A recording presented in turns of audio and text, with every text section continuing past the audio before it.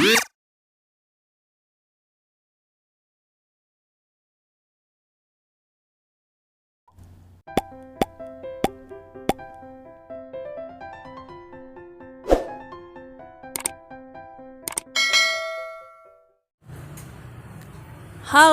apa kabar penonton setia channel Mama Gesya? Semoga usahanya tambah lancar dan laris manis ya. Kali ini Mama Gesya ingin membahas tentang usaha toko mainan ya. Oke, jadi kita mulai nih. Membuka usaha toko mainan masih jadi pilihan sebagian orang. Hal ini didasari karena adanya kebutuhan yang kontinu terkait dengan mainan anak. Selain itu, usaha ini memang mendatangkan keuntungan yang tidak sedikit. Sebuah toko grosir mainan besar bisa meraup untung sampai ratusan juta rupiah sebulannya. Sedangkan toko kecil jarang ada yang merugi. Artinya, kebutuhan akan mainan memang selalu ada. Ini sebabnya usaha toko mainan masih diminati oleh pelaku bisnis. Namun, membuka usaha tentu tidak semudah membayangkannya. Sebuah usaha bisa dinilai layak atau tidak dari beberapa aspek. Pada video kali ini, Mama Gesya akan membahas toko mainan adalah sebuah usaha yang layak dijalankan. Kelayakan sebuah bisnis ditentukan oleh berbagai faktor. Pada usaha-usaha besar, aspek penentu layak atau tidaknya sebuah usaha sangat banyak. Antara lain, aspek hukum, aspek produksi, aspek resiko, aspek keuangan, dan juga aspek pemasaran. Begitu juga dengan sebuah toko mainan. Sebelum membukanya, ada baiknya untuk dikaji dulu kelayakannya. Jika memang serius untuk melakukan usaha dengan benar, maka ada baiknya mengurus segala hal tentang legalitas. Biasanya, usaha toko mainan dilakukan secara perorangan. Namun, jika dalam perjalanan yang usaha berkembang besar, tidak ada salahnya membentuk sebuah badan usaha berupa CV atau PT. Bentuk usaha perorangan masih cocok untuk usaha ini. Berikutnya adalah mengenai aspek produksi. Produksi di sini bisa diartikan memproduksi sendiri atau mengambil dari supplier. Kebanyakan toko-toko mainan mengambil barang dari supplier. Jika jumlah supplier sudah bisa dipastikan, maka usaha ini tentu layak untuk dijalankan. Hal ini karena ketersediaan barang sudah pasti terjamin. Namun jika supplier tetap belum ada, maka usaha ini akan sulit dijalankan. Produk yang dijual sudah jelas, yaitu mainan. Selanjutnya adalah segmentasi dari produk ini.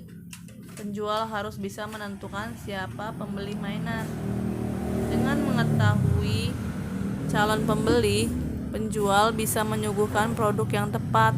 Jangan sampai menjual mainan kelas atas di lingkungan padat penduduk kelas menengah. Lakukan dulu analisa ini agar bisa menentukan lokasi dan produk yang akan dijual. Jika segmentasi dan target market sudah diketahui, maka akan mudah menyusun strategi pemasaran dan promosinya. Ada banyak saluran-saluran promosi yang bisa digunakan. Namun jika penjual tidak melakukan analisa terhadap target marketnya, maka jelas toko mainan ini akan sulit berkembang.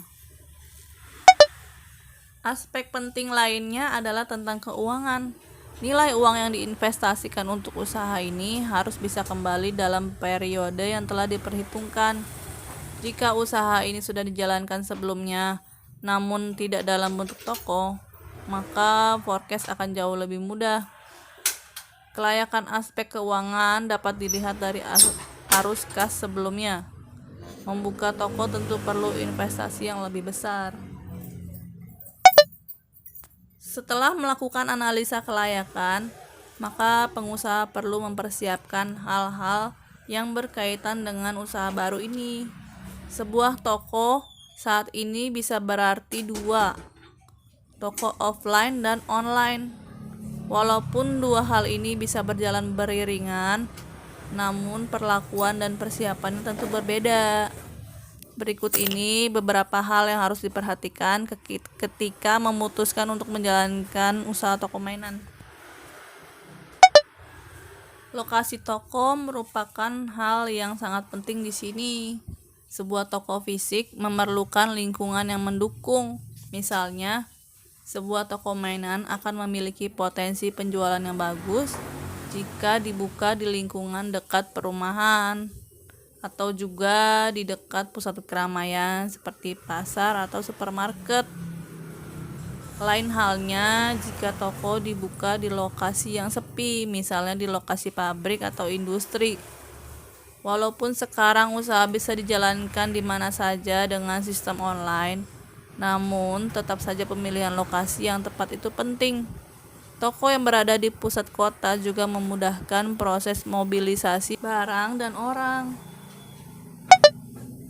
Toko tanpa barang dagangan adalah mustahil. Bagi usaha toko mainan, keberadaan supplier dan grosir mainan sangat penting. Apalagi supplier atau grosir mainan dengan pasokan barang yang lengkap dan murah, namun juga berkualitas. Usahakan memiliki beberapa supplier mainan. Hal ini bertujuan untuk menjamin stok barang tetap tersedia. Kalian bisa mendapatkan grosir mainan ini di pusat mainan Pasar Pagi SMK ya guys.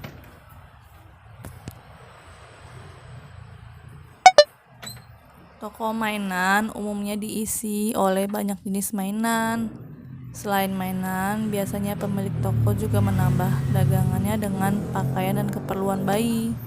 Hal ini menjadikan stok barang di toko cukup banyak. Stok banyak ini perlu dicatat dengan rapi. Barang yang masuk dan keluar harus dicatat, tidak boleh terlewat.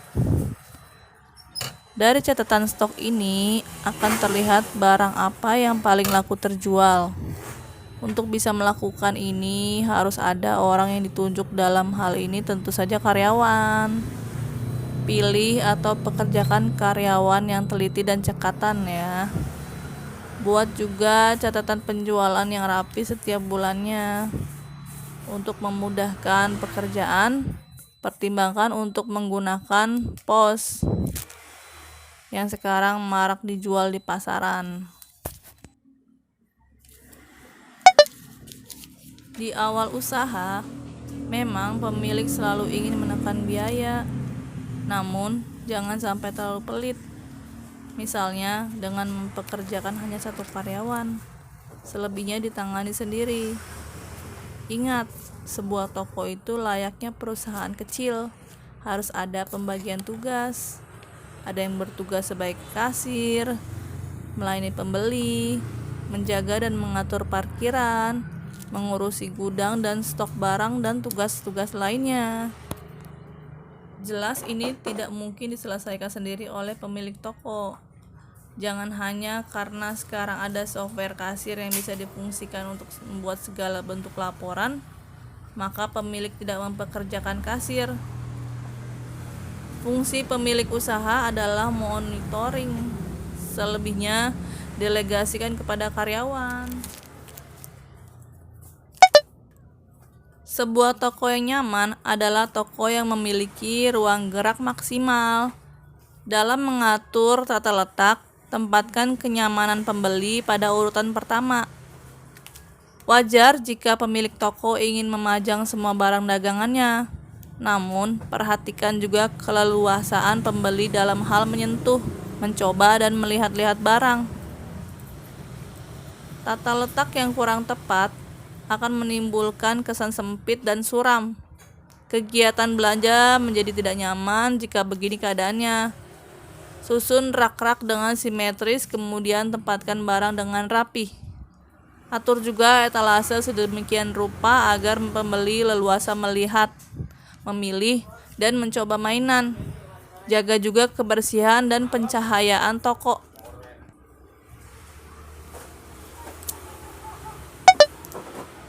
Karyawan toko mainan harus memiliki sikap yang ramah dan solutif. Kebanyakan konsumen toko mainan adalah dari kalangan orang tua dan anak-anaknya. Maka, latihlah karyawan agar bisa selalu bersikap ramah. Orang yang datang ke toko mainan kadang bingung dengan banyaknya pilihan. Maka, karyawan harus bisa mengerucutkan pilihan mereka pada satu produk. Usaha toko mainan adalah usaha yang potensial untuk dijalankan. Kebutuhan akan mainan selalu ada selama masih ada anak-anak. Dengan analisa dan perhitungan yang tepat, toko ini bisa jadi pilihan usaha. Membuka usaha berarti telah ikut meningkatkan pendapatan masyarakat. Ada lapangan pekerjaan baru yang dibuka. Usaha-usaha seperti ini diharapkan bisa memperbaiki ekonomi masyarakat. Jadi intinya yang Mama Kesya bahas di video kali ini adalah untuk yang ingin memulai usaha mainan dengan modal yang cukup banyak ya guys.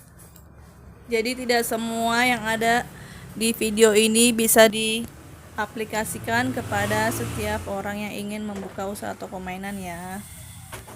Untuk yang ingin memulai usaha ini dengan modal yang sedikit juga bisa, dengan berjualan berkeliling mungkin, dengan gerobak atau dengan motor atau dengan digelar pakai terpal juga bisa. Sampai di sini dulu video dari Mama Kesya ya. Apabila video ini bermanfaat, mohon di-share ke teman-temannya. Jangan lupa tekan tombol subscribe dan loncengnya agar mendapatkan notifikasi kalau ada video-video yang baru ya guys. Assalamualaikum.